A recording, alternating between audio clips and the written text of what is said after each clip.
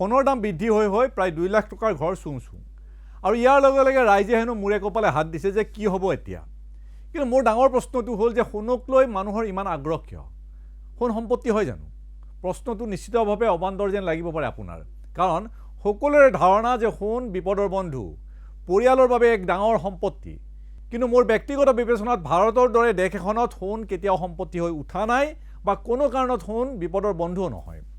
ভাৰত এনে এখন দেশ যিখন দেশৰ নাগৰিকে দুসাঁজ খোৱাৰ কথা ভাবিব লগা হয়, কিন্তু তেনে পৰিয়ালতো ঘৰত সোণৰ আ অলংকাৰ ৰাখে। 2025 এক তথ্য মতে ভাৰতৰ পৰিয়ালবোৰৰ মাজত আবদ্ধ হৈ থকা সোণৰ পৰিমাণ প্ৰায় 36,600 টন। আজিৰ তাৰিখত আন্তৰ্জাতিক বজাৰ যদি এই সোণ বিক্ৰী কৰা হয়, তেতিয়াহ'লে এই সোণৰ মূল্য হ'ব $4.2 ট্ৰিলিয়ন। ভাৰতীয় মুদ্ৰাত হ'ব 330 লাখ কোটি টকা। অনুমান কৰক, আমাৰ পৰিয়ালবোৰৰ মাজত লুকাই থকা সোণ যদি বিক্ৰী কৰা যায়, তেতিয়াহ'লে লাভ কৰিব দেখে 330 লাখ কোটি টকা। আৰু ভাৰতৰ মুঠ GDP সেই মুঠ GDPৰ এয়া প্ৰায় 89%। তুলনাটো আপোনালোকে আমেৰিকাৰ সৈতে কৰিলে বেছি ভাল পাব। বিশ্বৰ সৰ্বশক্তিমান আৰু ধনী দেশ আমেৰিকা, আৰু সেই আমেৰিকাই চৰকাৰীভাৱে মজুত ৰখা সোণৰ পৰিমাণ 8,133 টন। অৰ্থাৎ আমেৰিকাই চৰকাৰীভাৱেই ৰাখিছে 8,133 টন, আৰু তাৰ বিপৰীতে ভাৰতৰ পৰিয়ালে কিমান ৰাখিছে? ভাৰতৰ পৰিয়ালবোৰে আমেৰিকাৰ চৰকাৰী খাজানাতকৈ 4 গুণতকৈ অধিক সোণ মজুত ৰাখিছে। ইয়াৰ লগত যদি মন্দিৰবোৰত লুকাই ৰখা বা মজুত ৰখা সোণৰ হিচাপ দিয়া হয়, বাস্তৱতে অসমৰ দৰে ৰাজ্য এখন সোণেৰে গঢ়ি তুলিব পৰা হ'ব। ভাৰতৰ মন্দিৰবোৰত মজুত থকা সোণৰ প্ৰকৃত হিচাপ পাবলৈ নাই, কিন্তু কেইটামান ধনী মন্দিৰত থকা সোণৰ পৰা অনুমান কৰিব পাৰি যে মন্দিৰবোৰত লুকাই থকা সোণৰ হিচাপটো। সেই হিচাপত অনুমান কৰা হয় যে ভাৰতৰ মন্দিৰবোৰত লুকাই থকা বা মজুত থকা সোণৰ পৰিমাণ 2,400 পৰা 4,000 টন। কিন্তু অন্য এক সূত্ৰ মতে মন্দিৰত লুকাই থকা সোণৰ পৰিমাণ প্ৰায় 20,000 টন। ভাৰতৰ মন্দিৰবোৰত হেনো 20,000 টনতকৈ বেছি সোণ মজুত আছে। আমি 20,000 টনৰ হিচাপটো বাদ দিলোঁ।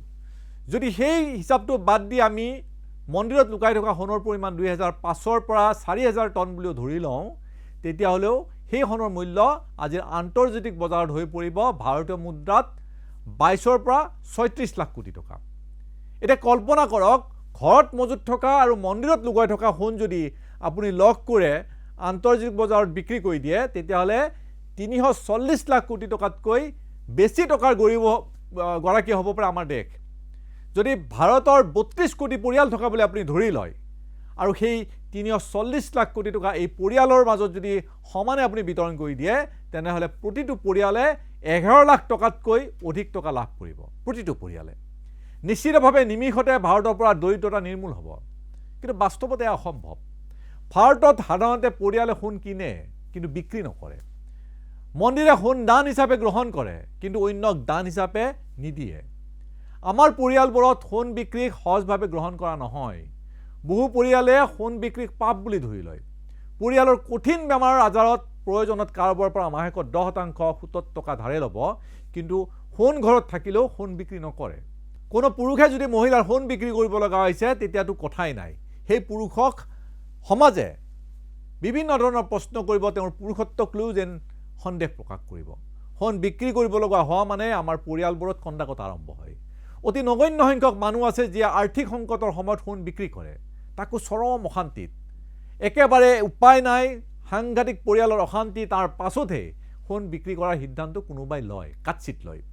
আমাৰ সমাজৰ গৰিষ্ঠ সংখ্যক পৰিয়ালে আৰ্থিক সংকটৰ জোৰা মাৰিবলৈ বা ব্যৱসায় বঢ়াবলৈ সোণ বিক্ৰী কৰাৰ কথা ভাবিব নোৱাৰে। ধৰি লওক, এটা খেতিয়ক পৰিয়ালত এখন ট্ৰেক্টৰৰ প্ৰয়োজন হৈছে।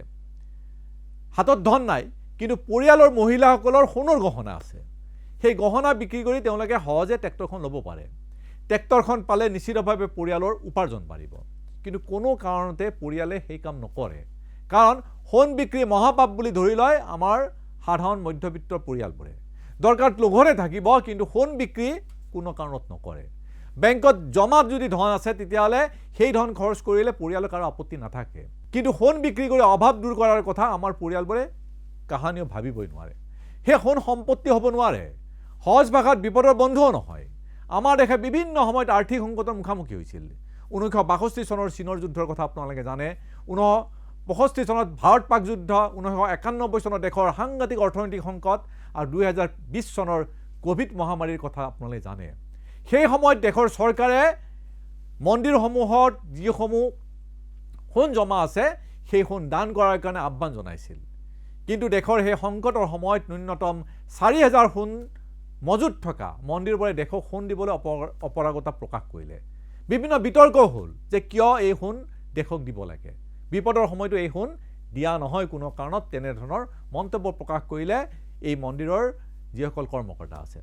অৱশ্যে দুই এটা ধৰ্মীয় অনুষ্ঠান ব্যতিক্ৰম আছিল। ধনী মন্দিৰ গুৰুদ্বাৰসমূহে হয়তো কিছু পৰিমাণে আৰ্থিক অনুদান দিছিল, কিন্তু মজুত থকা সোণ দিবলৈ তেওঁলোকেও অপাৰগতা প্ৰকাশ কৰিলে। কেৱল দেশৰ আৰ্থিক সংকটৰ সময়ত তিৰুমালা তিৰুপতি ভেংকটেশ মন্দিৰে সময়ে সময়ে দেশক কিছু কিছু সোণ দান কৰি দৃষ্টান্ত দেখুৱাইছে। কিন্তু হাজাৰ হাজাৰ ধৰ্মীয় অনুষ্ঠান দেশত আছে আৰু তাৰ মাজত তিৰুপতি মন্দিৰৰ সেই দান এপাচি শাকত এটা জলকীয়া বুলি আপোনালোকে ক'ব পাৰে। অৰ্থাৎ ক'ব পাৰি যে বিপদৰ বাবে সোণ কোনো কাৰণত সম্পত্তি নহয়, অন্ততঃ ভাৰতৰ দৰে দেশত। বিপদৰ বন্ধু হ'লে দেশে দৰিদ্ৰতা কেতিয়াবাতেই নিৰ্মূল কৰিব পাৰিলেহেঁতেন, বা দেশৰ চৰম যেতিয়া আৰ্থিক সংকট আহে সেই আৰ্থিক সংকটৰ সময়ত সেই সোণ ভাঙি দেশে সেই আৰ্থিক সংকটৰ পৰা নিস্তাৰ পালেহেঁতেন। কিন্তু তেনেকুৱা হোৱা নাই। কেতিয়াবা আৱেগ বৰ্জন কৰি নিজকে বিশ্লেষণ কৰি চাবচোন যে অনৰ্থক ঘৰত সোণৰ গহনা সাঁচি নাৰাখি তাৰ বিনিময়ত পোৱা ধনেৰে আপোনাৰ পৰিয়ালৰ কিমানবোৰ অসুবিধা জোৰা তাপলি মাৰিব পাৰিলেহেঁতেন।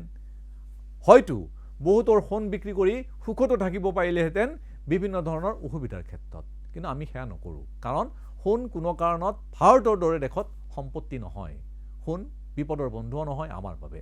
সেয়ে ভাৰতৰ দৰে দেশত মই ভাবোঁ যে সোণৰ তলা 2 লাখ টকা হ'লেও বা তাতকৈ অধিক হ'লেও কাৰো একো আহে নাযায়, বা ভাৰতৰ আৰ্থিক অৱস্থাৰ উন্নতিও নহয় বা অধোগতিও নহয়।